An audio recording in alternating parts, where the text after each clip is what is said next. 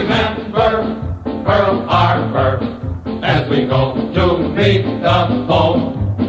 Let's remember Pearl Harbor as we did the Alamo. We will always remember how they died for liberty. Let's remember Pearl Harbor and go on to victory.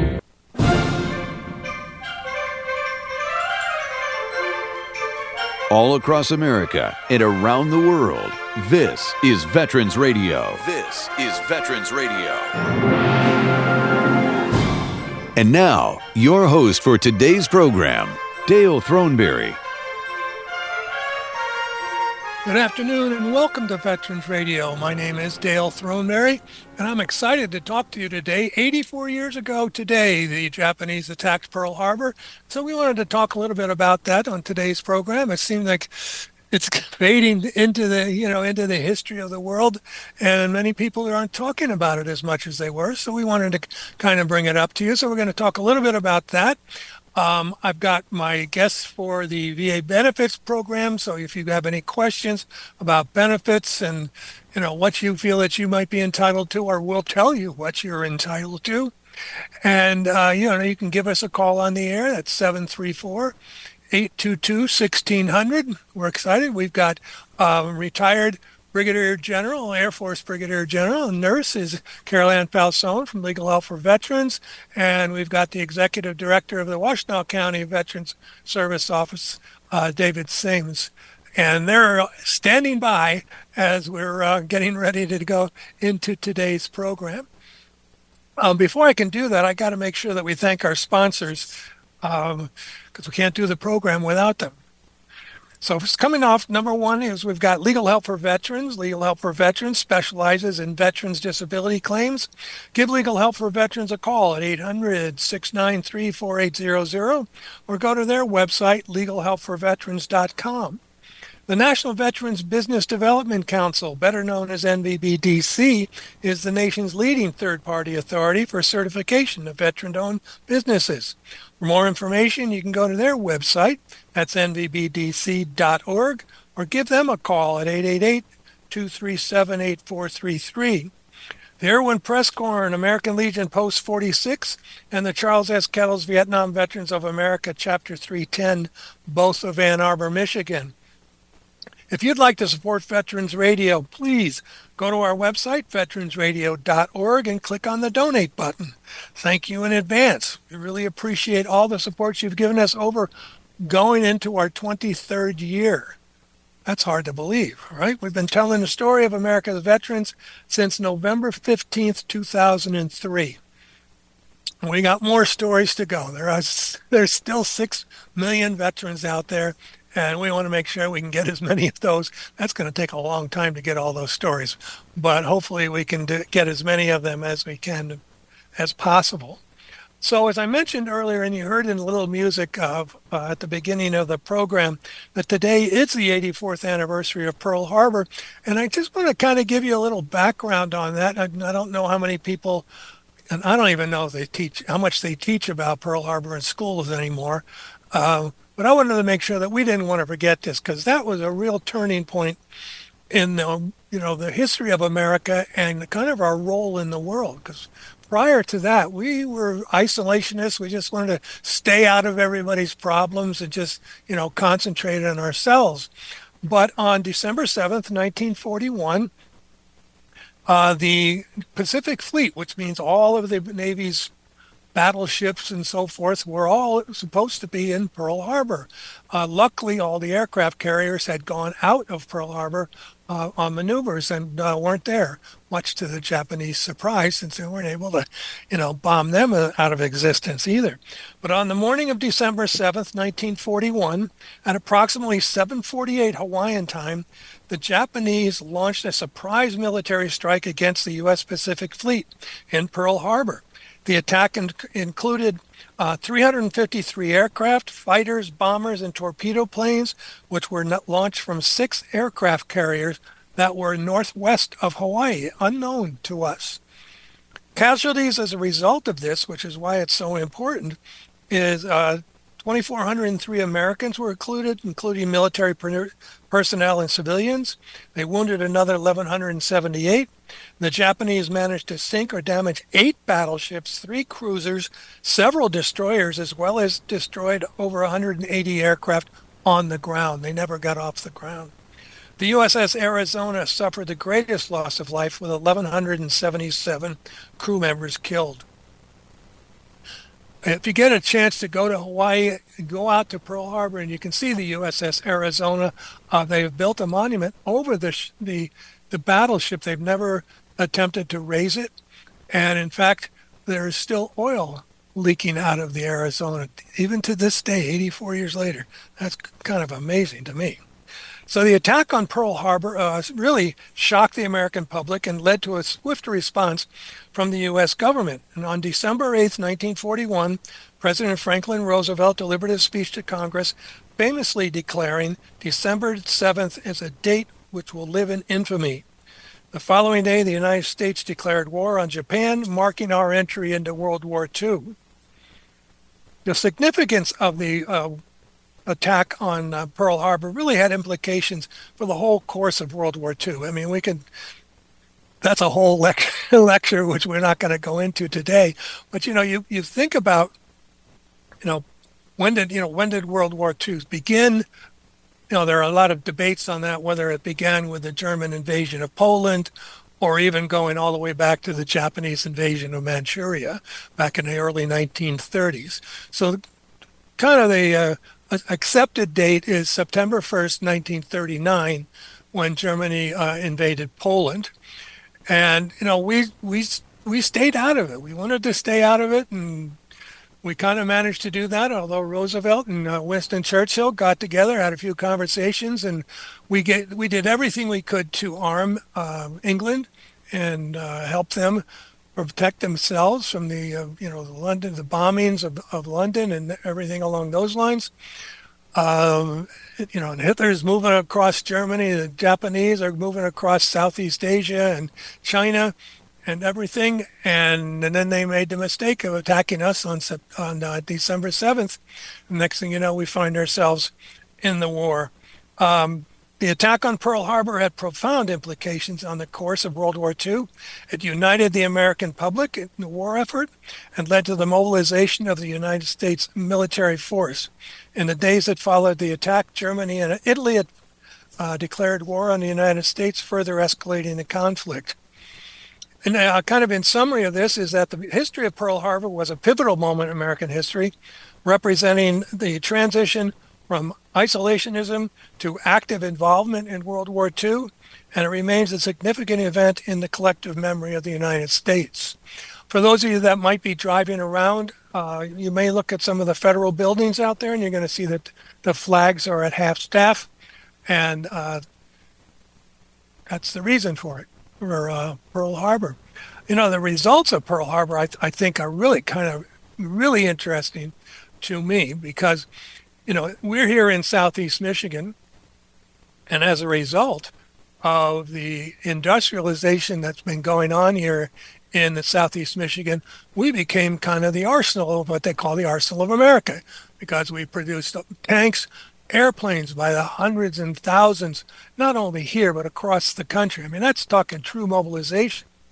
And, most of us were kind of afraid that the Japanese were going to attack the West Coast. We were afraid that the Germans were going to be attacking the East Coast because they had submarines all up and down the East Coast of the United States. But we reacted, and we reacted strongly, and we sent a strong message. And it took, 4 years. But in April of 1945, Germany surrendered. And in August of 1945, after the dropping of 2 atomic bombs on Japan, they surrendered as well, although they didn't sign a peace agreement until September 2nd of 1945. So that brings us up to date. And the reason that I wanted to talk about Pearl Harbor, in addition, the importance that it plays in our history as far as moving from that isolationist America to becoming so involved in the world affairs and trying to help as many people as we could. And now we're kind of seeing edging back to, to take care of our own issues here at home. But the other thing is that as a result of World War II, we're going to start talking now a little bit about the history of the Veterans Administration, and it's kind of dynamic too. So let me bring in our guests. We've got, as I mentioned, Carol Ann Falzone from Legal Help for Veterans, and David Sames from the Washtenaw County Veteran Service Office. So, Carol Ann, welcome.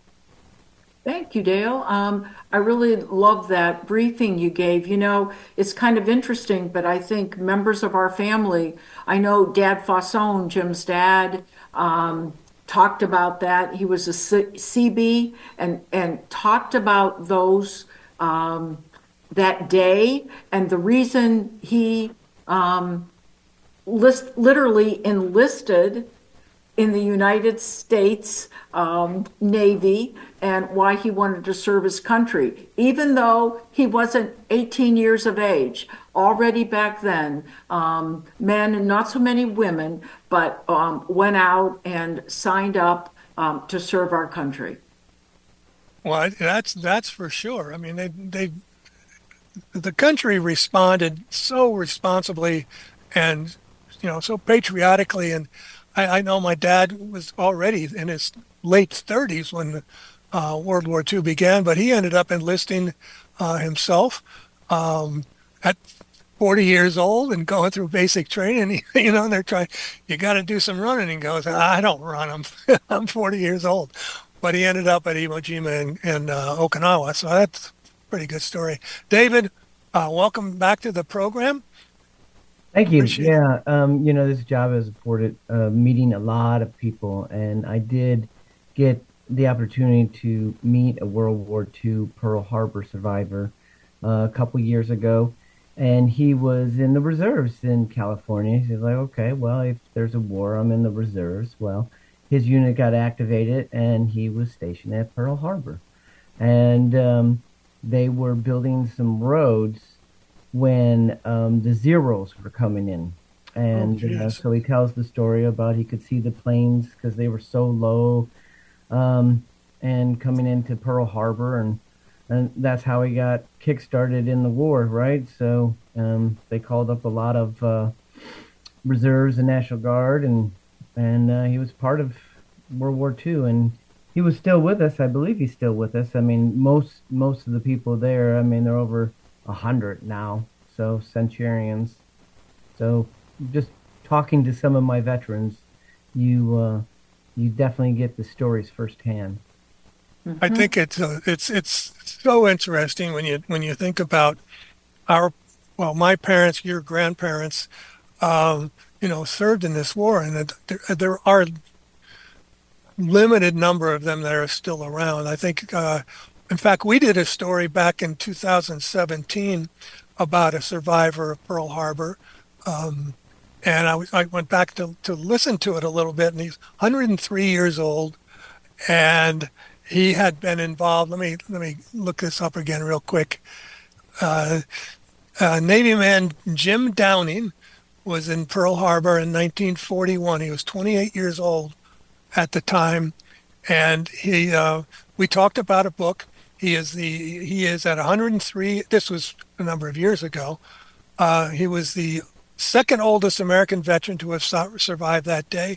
I don't think he's still around, but I'd be surprised. But there's a great book for our audience to look for. It's called The Other Side of Infamy, and it's his journey. It's his story, his journey through Pearl Harbor and the world at war. That's Jim Downey. Downing at Pearl Harbor in 1941. So there's a plug for a really great story. It's a good book too. I strongly recommend it for anybody who wants to know what it was like to be at Pearl Harbor on December 7th of 1941. So, we all, as I mentioned before, we all have relatives that served during World War II. And it would really be kind of interesting. I was thinking the other day, I was talking with my wife and my sister-in-law. We're visiting. We were talking about some of our teachers that we had. Now, I was in elementary school in the 1950s, so I never even thought about it, never even I don't think anybody ever mentioned it to me, but we went back and we looked and we found that probably over half of the male teachers had all been veterans of World War II. And boy, if I'd known then what I know now, I would have questioned them. I would have paid attention in class and just to hear their stories. Because, and that's kind of the issue. You go, all of us, whoever have been veterans, when you're done with your service, you kind of come home and you do whatever it is that you're going to do. And as you get older, you start thinking about the importance of many of the things that you did while you were in the service. And that's one of the reasons that we keep telling these stories here on Veterans Radio. We want to get as many of them out as we possibly can. So if you've got one, call it in. I'm pointing at you. If you've got one, call it in. We want to get them all in the air if we can. Dale, what you just said, I'm really reminiscing because when you said 1950, I wasn't born yet, and I know David wasn't either. But you know what? I kin that to what happened with 9/11. And when we tell our nieces and nephews and those individuals who have children about 9/11, they're like, what?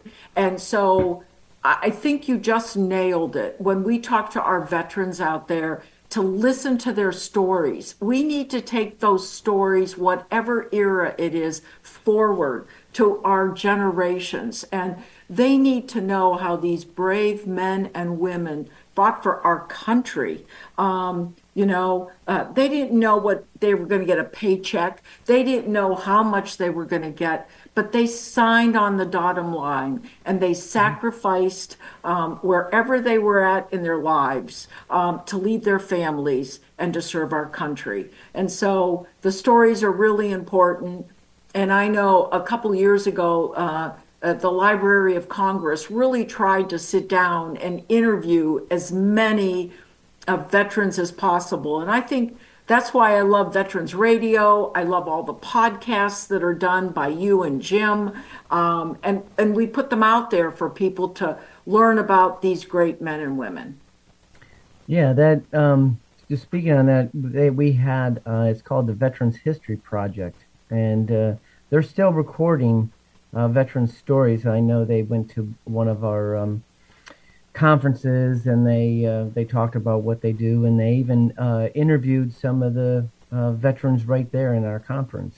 I think one of the things I remember is, as a student in high school, we had somebody's grandfather came in, and he was at the concentration Dachau, and he had his tattooed number on his arm, and that really resonated me. And I'm 16, 17 years old, and just to hear the story of the atrocities firsthand, that definitely resonated with me.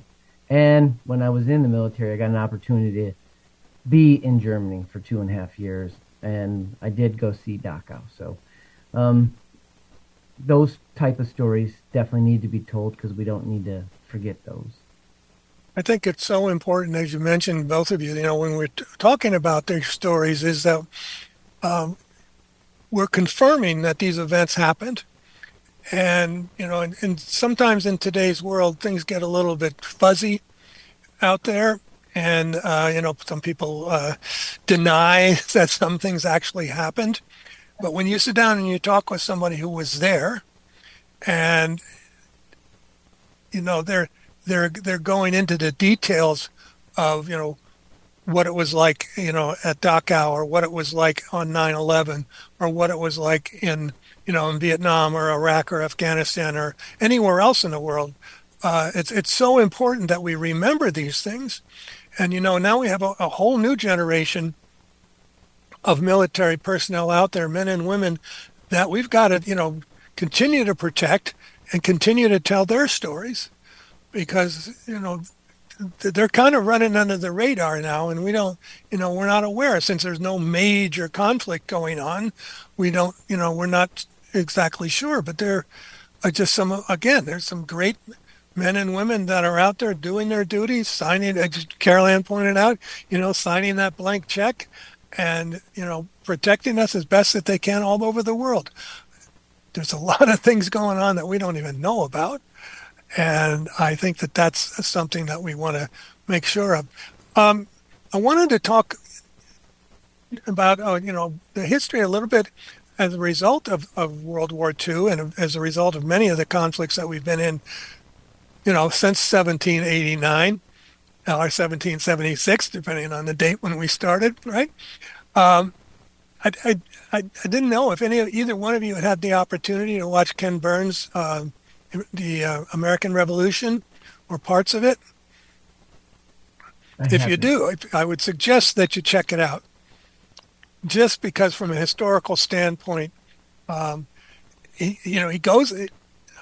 I don't know if not everybody likes Ken Burns. Not everybody likes the way he interprets history, but in this case, he goes into the room. Like Hamilton and the musical. You want to be in the room where it happens, and he kind of takes us into those rooms where they're trying to figure out how in the world, what kind of government do we want? All we know is that we don't want to have a king. We want to have some sort of representation.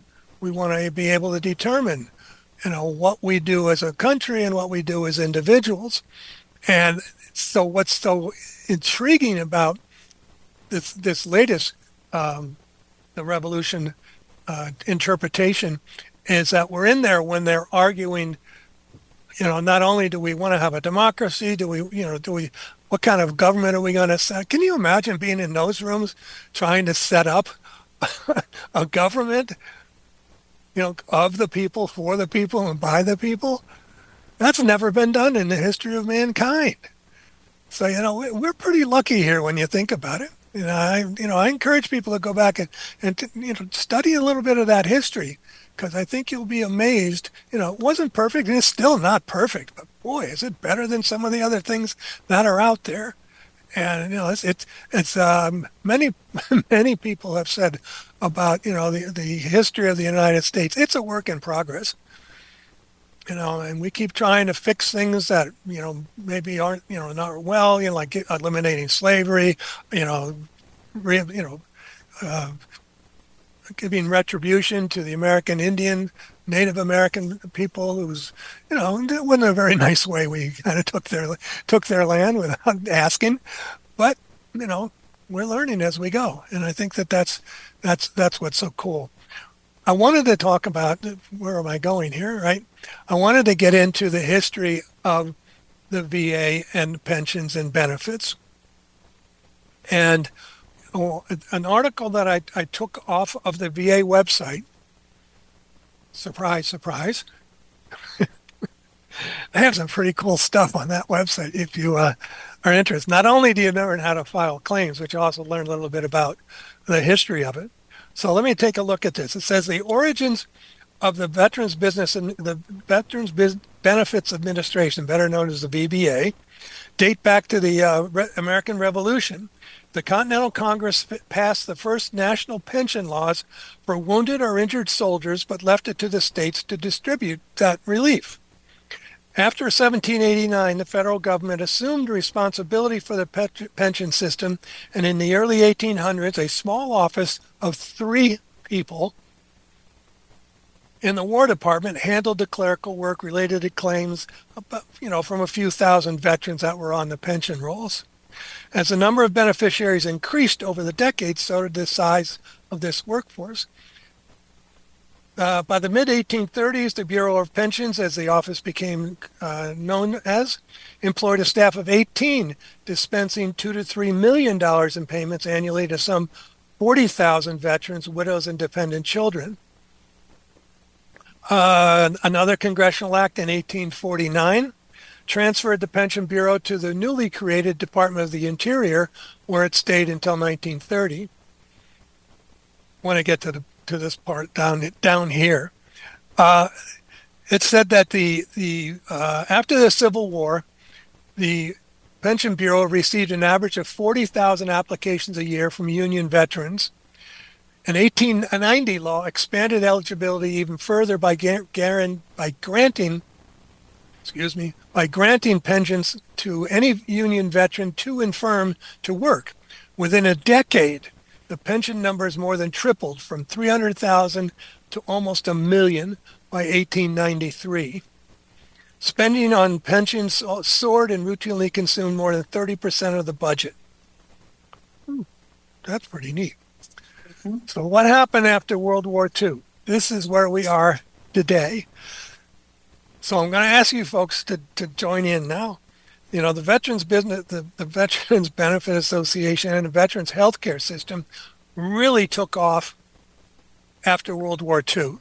And we've got some dates. I know that I asked you folks to talk about this, but 1946, the VA Health Administration began. 1953, the VA benefits came off, and in 1973, they finally set up the Veterans Cemetery System. So, what was going on?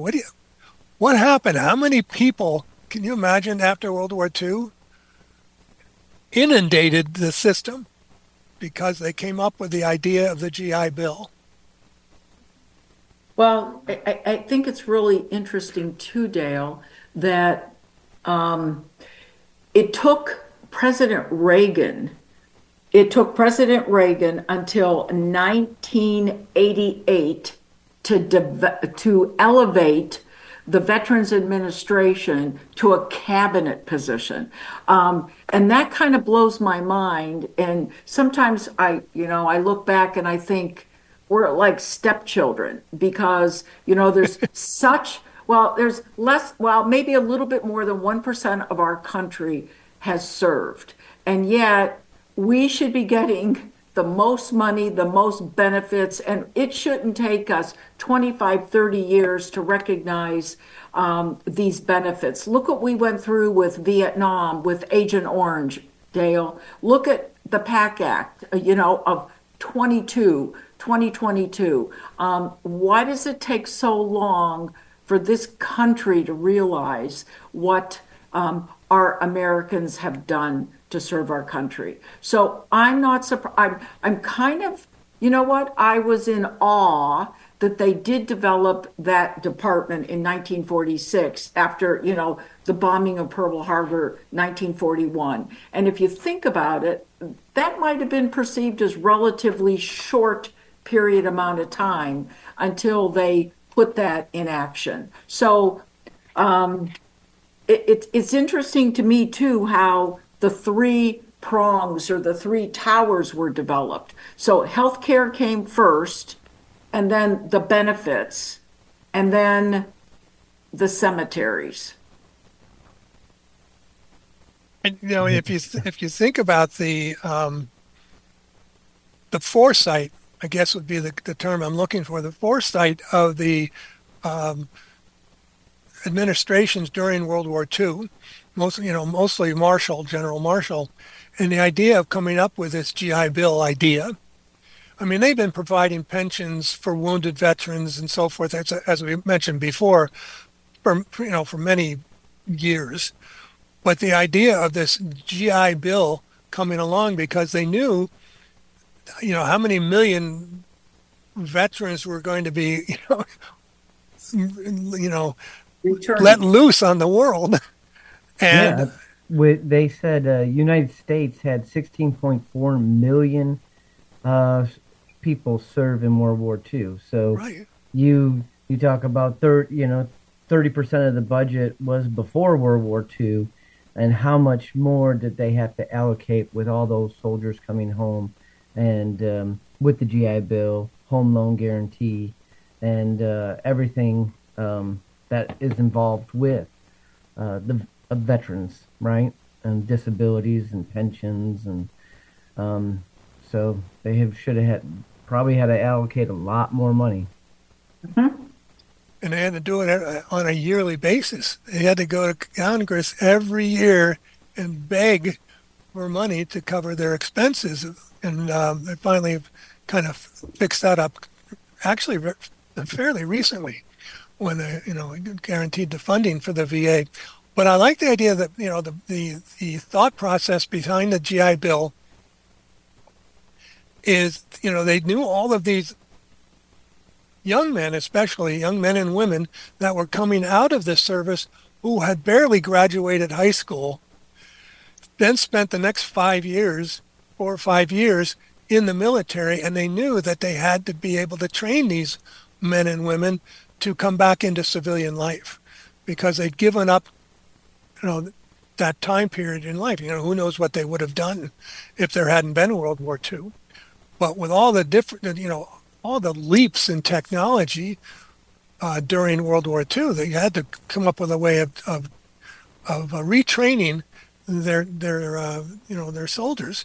And I think that's such a great idea. And they came up with the VA loan program at that time.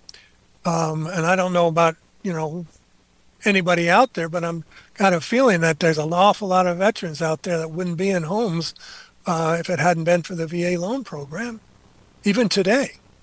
Oh yeah, definitely. And you talk about the amounts of money that the VA pours into each state.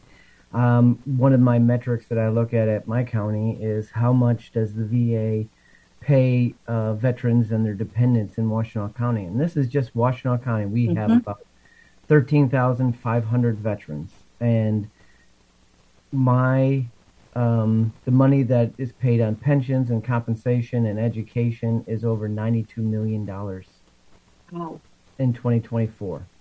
So Just in Washtenaw, you bring up a phenomenal point, David. Just think what just Michigan brings in then. And when Dale, you talk about the GI Bill and how that expanded, you've got the GI Bill, Chapter 33, and then you've got 35 for children, and then you've got the VOC Rehab, which is Chapter 31, which also gets massive funding. And so you think about the individuals who had the vision. And we don't hear a lot about those names that created this vision. It would be great to go back and I guess thank them for their insight to develop these programs for our veterans. I just think it's amazing when you think about what they've been able to come up with. And I was going to ask you, Carolina or David, if you could tell me what you rattled off 3 numbers there as far as what the current GI Bill is. Could you kind of review that for our audience and me? Sure. And David, please jump in. So you've got Chapter 33, which is the GI benefits that most individuals know. And then there's Chapter 35, which I will explain it this way, and David, if you please chime in, is for then the children and other members of your family that could get your GI Bill transferred to them. And then Chapter 35 is a benefit is when you become 100% permanent total or and you're being paid at 100% TDIU, then your spouse is eligible to go back to school, and then dependents under 26. Okay. And Thank they'll you, do a David. monthly stipend.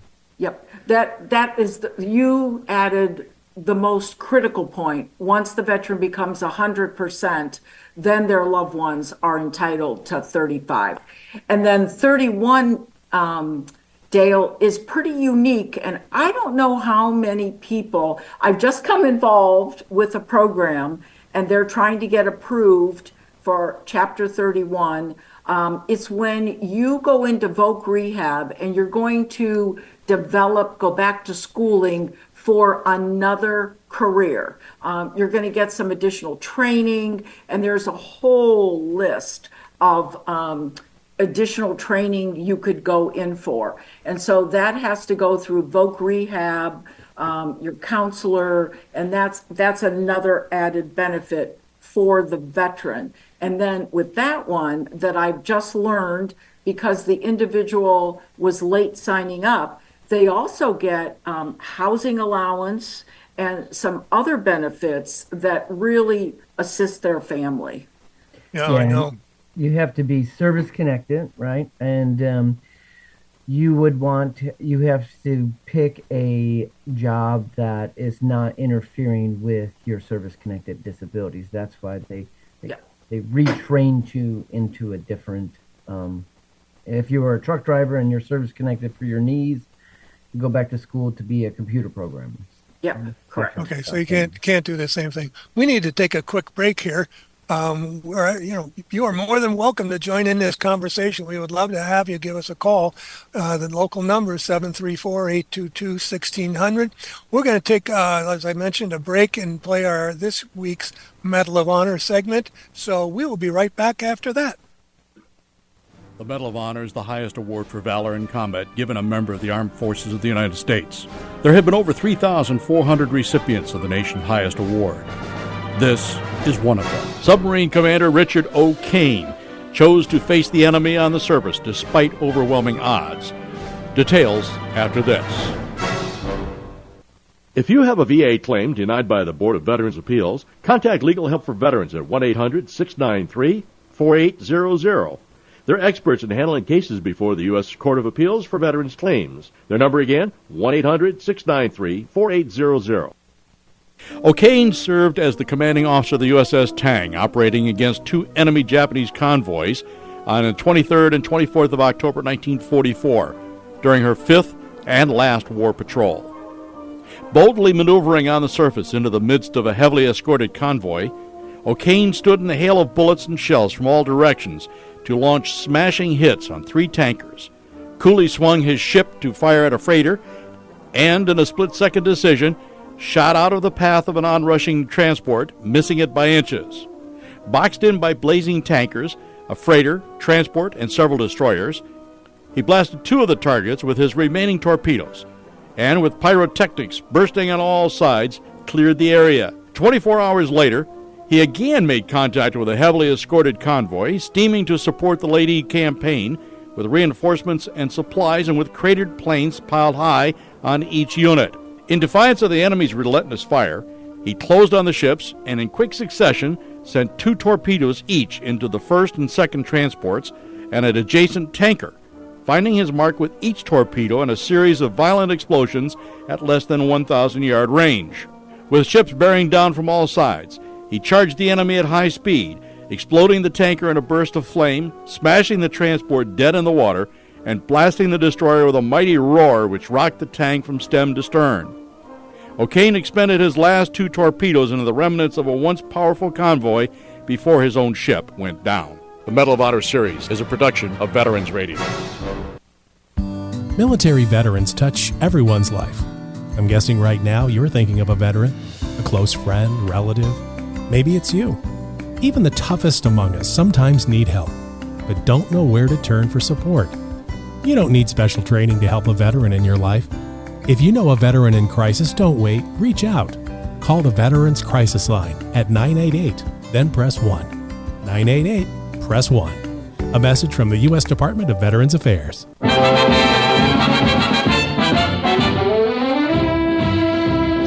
are back here on Veterans Radio. We're just kind of talking about history a little bit today. We've just, we covered Pearl Harbor a little bit. We talked about the pension programs beginning back during the Revolutionary War, actually. And a little tidbit of information I found was the last payment to the payment lasted from the Civil War up until 2020, when the daughter of a Union soldier died. So they were paying out pension plans from the Civil War up until 2020. That's kind of cool. I think that's amazing. So we were talking about the idea behind, what we're trying to do here on our Veterans Benefits Program all the time is to keep you informed out there of what's going on with the VA, not only, on the benefit side, but on the hospital side when we can. And there was an article that I received during the week that was talking about, it came from NPR, and it was talking about some of the scams that were going on out there. And one of the major scams right now is that there are unaccredited veterans counselors, I guess you could say, that are charging you fees to file your claim. And I'll just leave it at that and let our two experts talk to you a little bit about that. Yeah, I've seen it, compensation and pension, and Well, where you have pension, non-service connected pension claims, these veterans and their dependents are already low income, but they need this money in order to, pay for their care. And where some of these pension poachers are coming from, they're like, okay, you pay me this much, and we'll file your claim. But they're not doing any care. They're just filling out all the paperwork. I've had two that I've already talked to the non-service connected pension over there in Wisconsin, and it's just horrible where they get their retro, and then these pension poachers are like, okay, now you have to pay me half of that retro and pay me $300 a month. And they're here, local, right here in Michigan, and they're we're trying to shut them down, but then another one will come back up. And I don't know what you have seen, Carol. I totally agree with you, David. And the interesting thing is, just the other day, and I want to bring this up, the VA also put out, there is a scam alert going out. It's called the Veterans Postcard Scam. And what is happening is they're getting this postcard in the mail, and it says, please call in. We want to update your benefits.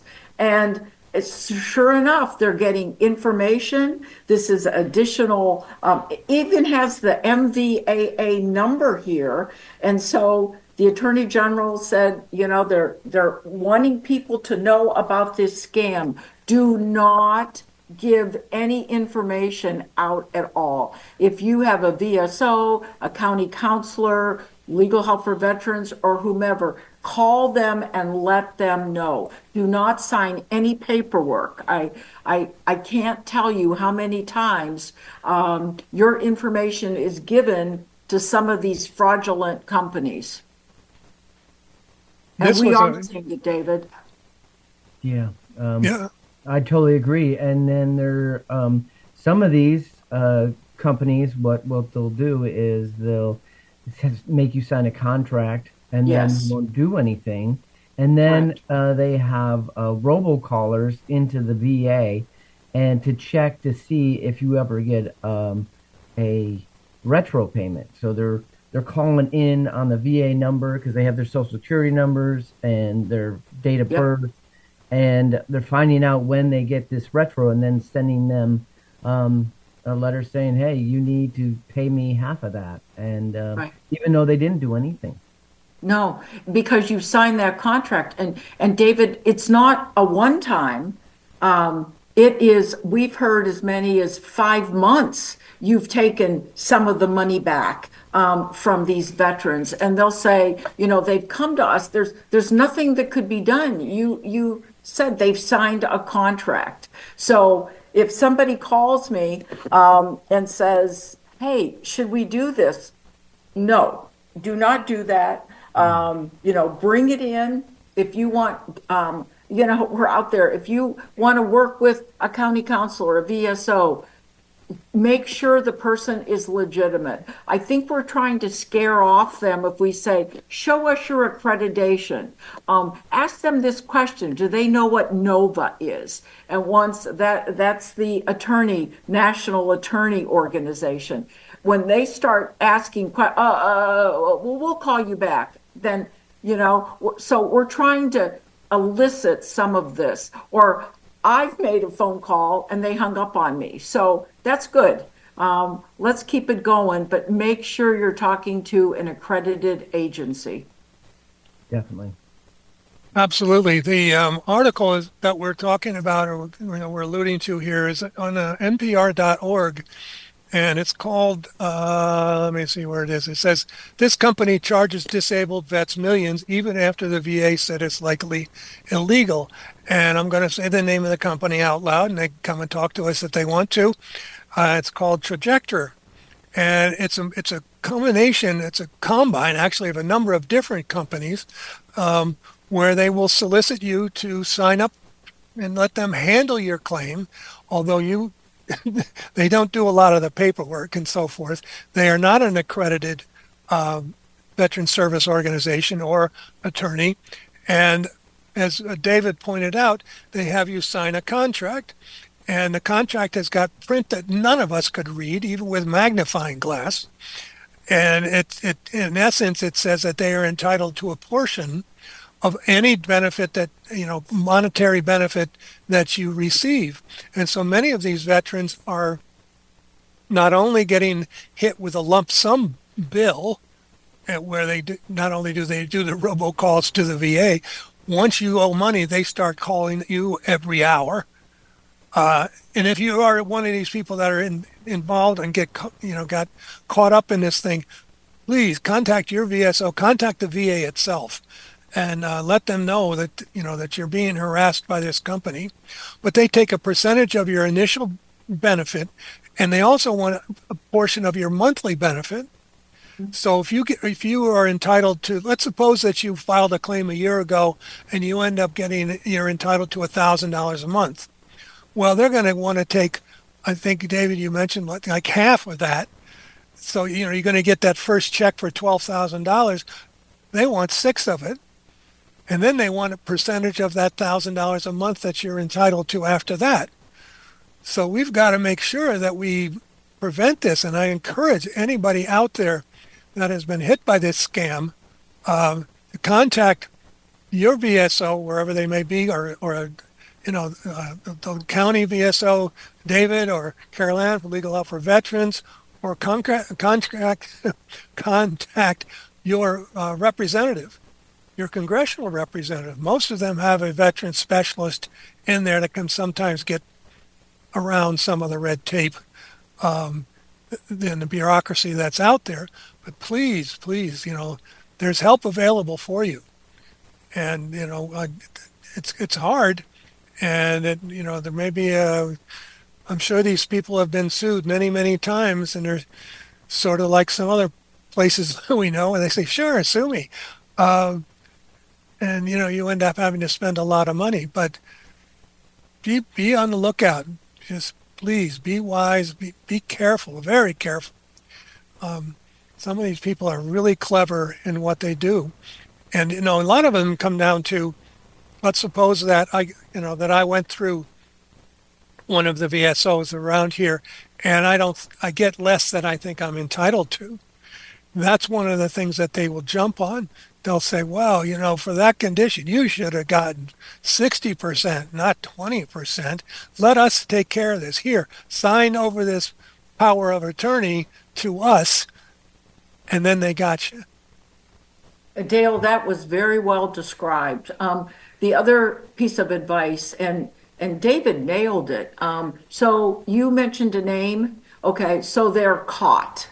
And so then today they're ABC, tomorrow they're DEF, and right. They bring it down and they go under another name. And so I've been telling people, if you're suspect, get the name of who you talk to, get a phone number, and that should be reported immediately. And so, there's things to scare them off. Like I said, I've tried to talk to one of those and they hung up on me. And so I put down the number that I got, and I did call in. But you know what? If somebody is out there and needing money, you don't know what sometimes people do. They might get afraid. Hey, you're going to lose your benefits. The VA is, reducing benefits. We're not going to let that happen. Just sign on the dotted line. I could see a lot of that happening. Yeah, definitely use fear. And especially with the pensions, they'll say, well, we can get it done in 90 days. Well, that doesn't, you can't promise the time frame. No.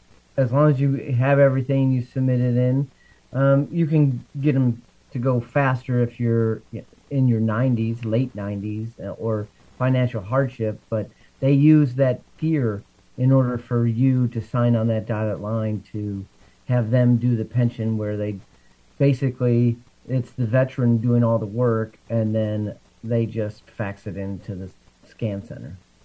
Well, one of the things about this article that they were talking about, of course, is that they go out and they rewrite your medical conditions. And, and that's, yeah, it temporarily may get you an increase in your benefit, but down the road, somebody's going to find out that was wrong. And the Fraud. VA is going to come back and say, hey, guess what? Not only do you owe those guys money, but you have to pay us back because you filed a fraudulent claim. Yeah. You got to be careful, and you got to own your claim. And VS credit representatives, working here in Washington County or wherever with Carol, right? You want to get a reputable company to help you with these claims. I mean, sometimes it's easy, but sometimes it's a lot of work involved to making sure, to get all the proper evidence, sending it to the VA and replying to the VA, and we answer our phone. So that I hear many complaints like, oh yeah, they filed my claim, but I can't get a hold of them. Mm-hmm. And you definitely want to go with somebody's accredited. I think it's just so important. And again, that's why we're here, folks that are listening today or folks that will listen to the podcast tomorrow or in our archives next week or anytime, is that there are organizations out there that are licensed, that are official, they're recognized by the state, they're recognized on a national level, they're recognized by the VA.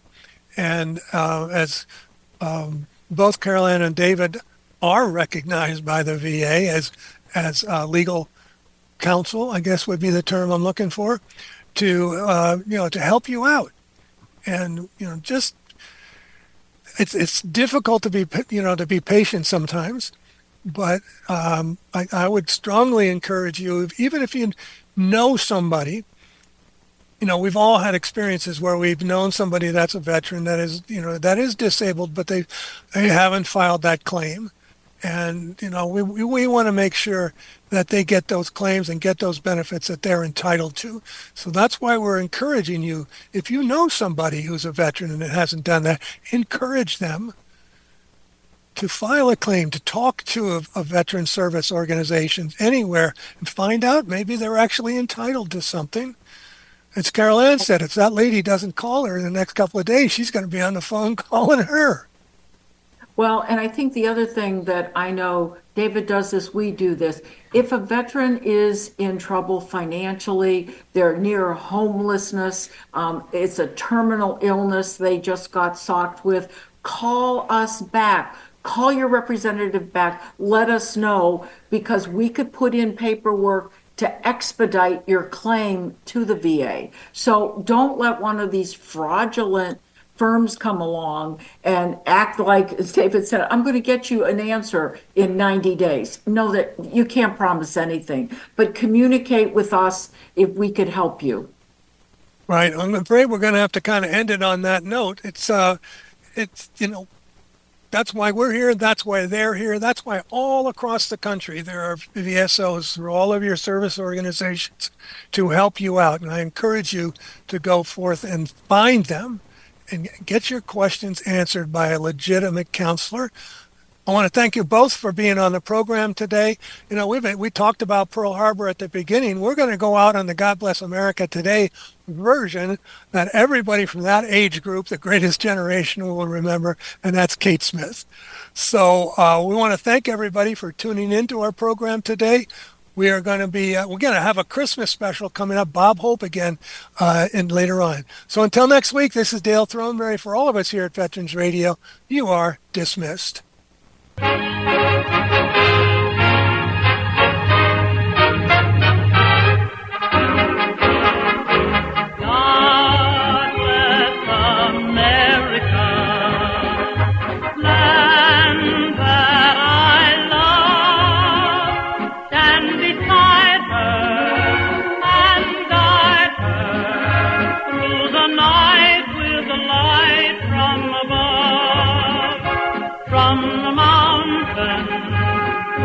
Prairie, to the ocean, white with gold.